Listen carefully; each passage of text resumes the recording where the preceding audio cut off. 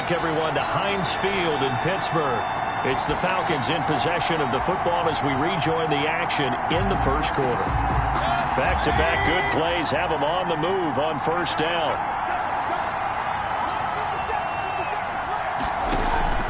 Mayfield on play action. He gets this to Davante Adams. And all the way inside the 15 before they drop him. A really nice gain of 25 yards. I don't mean to jump in on you, partner, but they didn't waste any time getting downfield, did they? I mean, a nice big play there. 3 plays, 3 successful plays in plus territory. Now this defense on its heels a bit. It seems like they had something targeted there, doesn't it? It's like, okay, we've got a matchup we like coming right out of the gate. Let's go ahead and get right to it. And he'll fight his way down right around the 12. The ball carrier. The numbers for him from a week ago, 14 carries, 54 yards. And now that he's playing a Thursday night game, short week, you know, he spent a lot of time in the trainer's room in the cold tub trying to get his legs back for this game. The last run got a couple. Here's 2nd and 8. They'll run here with Edwards-Helaire. And he'll get this one down to about the 10-yard line. Clyde Edwards-Helaire. Another 2-yard gain there, but they'll need to do better this time. It's 3rd and 6. A 2-yard gain on the play. And it's 3rd down. From the shotgun, it's Mayfield. That is caught at the 7-yard line. Mayfield's pass. And a pretty nice tackle there, ranging up from his free safety spot as he'll stop him about a yard short. Brandon, perfect defense in this situation would have meant that there was an incompletion that would have picked it off. Okay, so they gave up the completion. But I really enjoyed watching how the defense stayed in sync, stayed in great communication, and as he dragged across each zone, you see him pointing, communicating. There he is, and they passed him up to each defender. Oh, the ball is out. Edwards-Helaire lost it, and it's picked up by the Steelers. And a big turnover there as his guys will get the football back. And hindsight 2020, I think they probably should have gone for the field goal, right? The 3 points would look really good right now, but I think what we just saw there, analytics really starting to creep into the game because more and more teams are saying the more you go for it, the better your odds of getting it, the better your odds of scoring 6 points instead of 3. They took it. Here goes.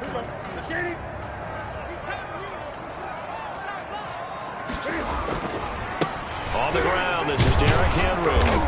Able to break the tackle, but then quickly brought down just outside of the 5. Benardrick McKinney there to make the stop. Well done to sniff that out defensively. He had it diagnosed pretty quickly. I love that description because they'll end up getting 5 out of that, but now they're looking at 3rd down. Now, how about that play? He took a possible negative and turned it into positive yardage and slid down to avoid taking a big shot. Excellent job getting down and avoiding the big hit. Draw play. This is Henry. And they'll get him down about 3 yards short of the first. Only a yard on the pickup there, and it's going to leave him with a 4th down. Well, this was just simply excellent defense. On this 3rd down, they had to be alert for the possibility of a pass, but that didn't stop them at all from understanding what was going on when they decided to run the football, and they just swarmed and stopped them for almost no gain. A 40-yard punt, 1 yard on the return, and the Falcons will be taking over 1st and 10. Marching back onto the field now, Davante Adams and company getting set to go. Well, September sure treated him kindly. Now we flip over to October. Any reason to think that those numbers drop, or can he keep the pace up? Well, he can keep the pace up, but it's going to get a lot more difficult now. To me, it's a lot like baseball, all right? When guys, when they first hit the league, whether it's a pitcher or a hitter, and they go through the league the first time and they're hot, they're going, wow, what a phenom. Then they get tape on them, they get scouting reports, they start to do different things. Let's see if he's going to adapt and expand his game in order to keep up that type of production. That's a good call because he's a known entity. See how they defend him going forward. Now a man open down the middle of the field. And he's going to get a solid gain of 9 before being brought down. 2nd and right at a yard. Brings up 2nd and a yard at the 37-yard line.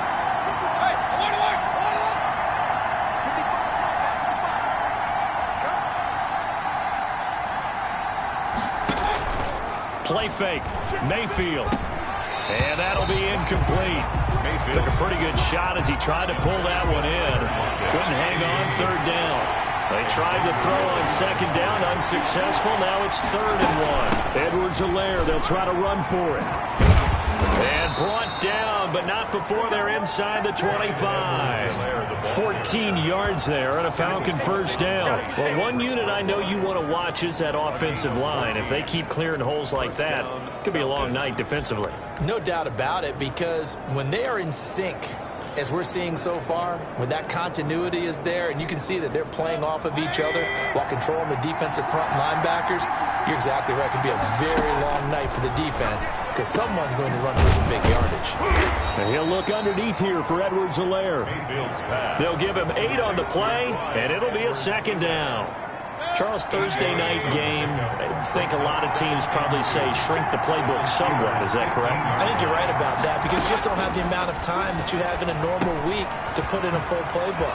So as you said, you shrink the playbook, pick out the plays that work best for you. You know what else you're looking for? What's that? Who are the freshest guys coming off of the last game to play on a Thursday night? Guys have a little extra pep in their step. You go to them early and often. 1st and goal at the 1. And now whistles and a flag, and I think we got a jump here. Encroachment, defense. So a jump there defensively. And it's a killer. Watch the football. Don't move across the line of scrimmage until the ball moves. They'll try to run with Edwards-Helaire. And he is into the end zone for a Falcon touchdown. Clyde Edwards-Helaire, his 2nd touchdown on the season. And the Falcons have taken the early lead. Solid blocking up front from the guys on the offensive line allowed him to get in for the touchdown. Yeah, some might say that the guys on the offensive line were in concert. I used to have a coach who called it marrying up, meaning when you get on a guy, you just stay right there, and each guy has his own assignment. That allowed the runner to make the big move towards the end zone. After the roughing penalty on the PAT, they'll kick off from 15 yards further upfield.